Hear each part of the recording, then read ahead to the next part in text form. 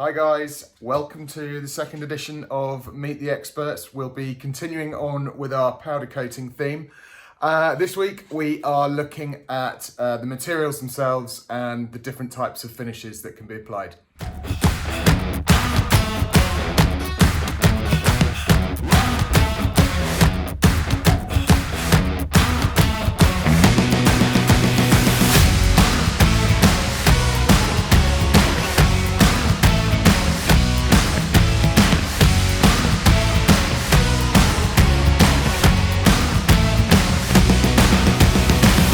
Metals or other products can we powder coat?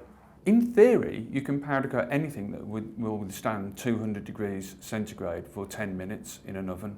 In theory, you can powder coat wood. In fact, MDF can be powder coated, but it has to be specially prepared for that electrostatic attraction.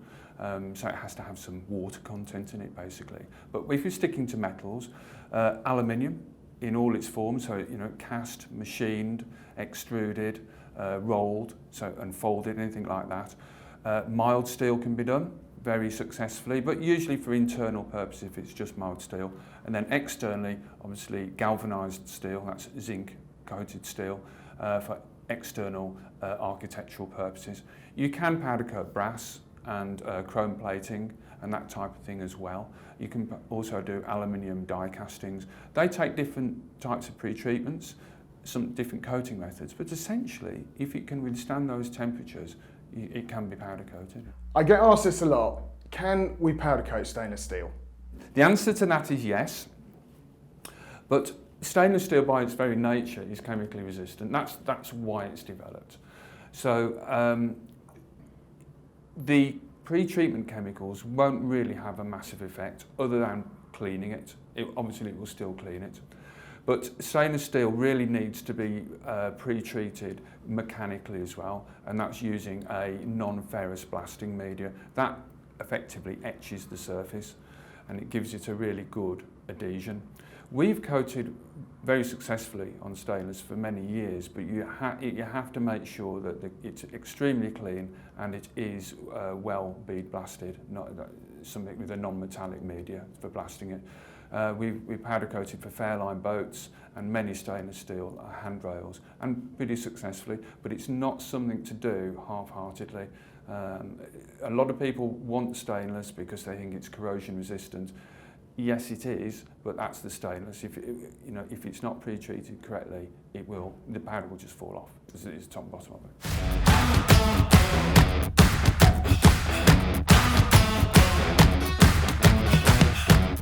What finishes and colours are available to us in the architectural sector? If you and I were sat in here 25 years ago, we'd have said, well, there's 244 colours in the RAL Classic range, and that would have been a very short conversation. As you know now, we can sit here together for days looking at different colours, different textures, different gloss levels, full of metallic, no metallic, different micas. It literally is now a world where if you can imagine it, you can get it in powder. There's no real limit anymore in terms of what you can do. Obviously there's budgetary constraints and there are a few physical constraints. Chemistry does have to work. But essentially, if you can pick a colour, it can be done in powder. How does powder coating stand up against UV and corrosion?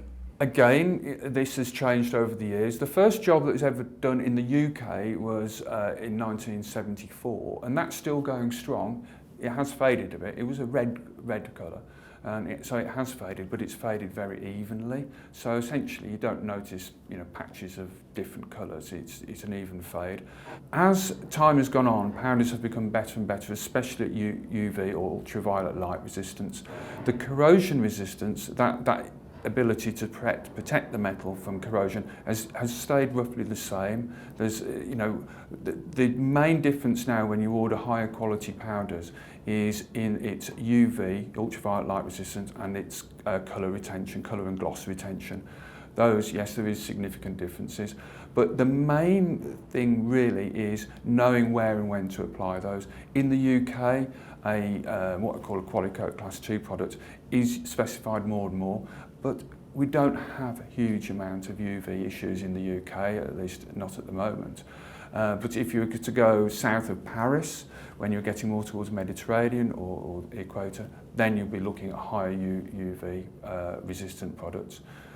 And they're now just getting into Qualicoat Class 3, which improves the UV even more. And just in case this goes worldwide, this video, you never know. You're talking about armour for America, Dubai, MA 3, 4 and 5. They roughly equate to Qualicoat Class 1, 2 and 3. And that is being used a lot more across the world now as the standards which are being referred to. Thanks for watching. I hope that was interesting. Next week we are looking at the warranties of powder coating and the environmental impact.